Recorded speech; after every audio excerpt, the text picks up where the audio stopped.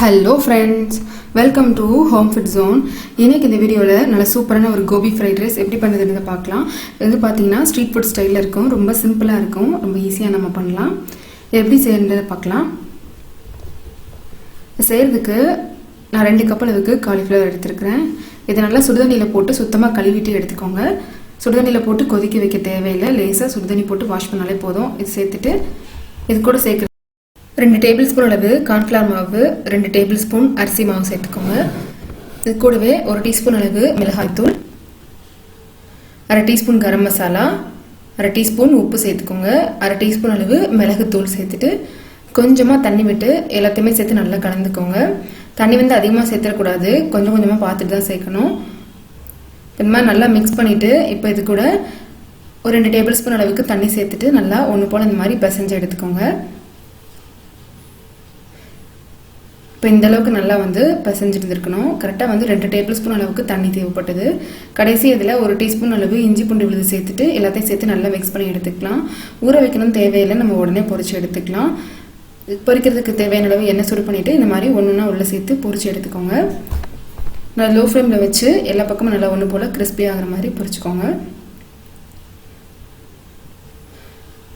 ஒரு 4-5 நிமிஷம் வரைக்கும் கூட டைம் எடுக்கும். இந்த அளவுக்கு நல்ல கலர் மாதிரி வரணும். இப்போ அது நம்ம வெளியில் எடுத்துடலாம். இதில் வந்து பார்த்தீங்கன்னா மிளகு பொடி தான் வந்து டாமினேட்டிங்காக இருக்கும், மற்ற பவுடர்லாம் கொஞ்சம் கம்மியாக தான் சேர்க்கணும். அப்போ தான் உங்களுக்கு ஃப்ளேவர் நல்லாயிருக்கும். நீங்கள் தனியாக காலிஃப்ளவர் ஃப்ரை செய்யும்போது மிளகாத்தூள் அதிகமாக சேர்த்துக்கலாம்.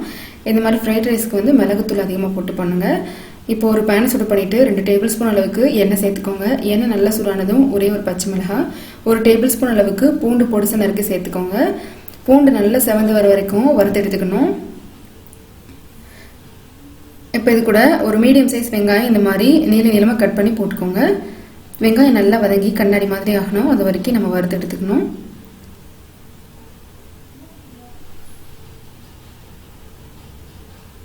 இப்போ பார்த்தீங்கன்னா தெரியும் வெங்காயம் ஓரளவு நல்லா வதங்கியிருக்கு. இப்போ இது கூட கொஞ்சமாக வந்து கேரட் வந்து 2 டேபிள் ஸ்பூன் அளவு கட் பண்ணி சேர்த்துக்கோங்க. 2 டேபிள் ஸ்பூன் அளவு கேப்சிகம் சேர்த்துட்டு இது வந்து நல்லா வேகணும் தேவையில்லை, ஒரு 50% வெந்தால் போதும். ஹை ஃப்ளேமில் வச்சு நல்லா வந்து ஒரு 2 நிமிஷம் வறுத்து எடுத்துக்கோங்க.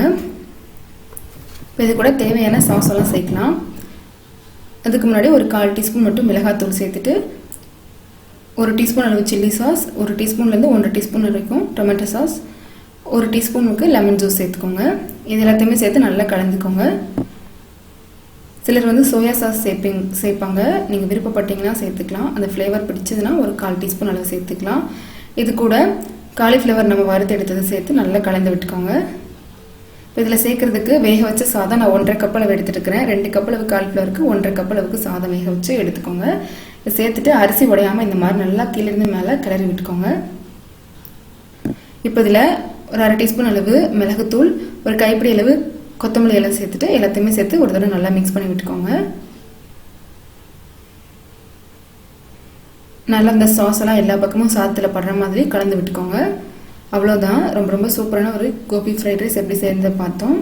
சுட சுட சர்வ் பண்ணிங்கன்னா ரொம்ப ரொம்ப நல்லாயிருக்கும். பெருசாக சைட் டிஷ் எதுவுமே தேவையில்லை, இது மட்டும் சர்வ் பண்ணாலே போதும். ரொம்ப நல்லா திருப்தியாக சாப்பிட்ருவாங்க. இதே மாதிரி நீங்களும் செஞ்சு பாருங்கள்.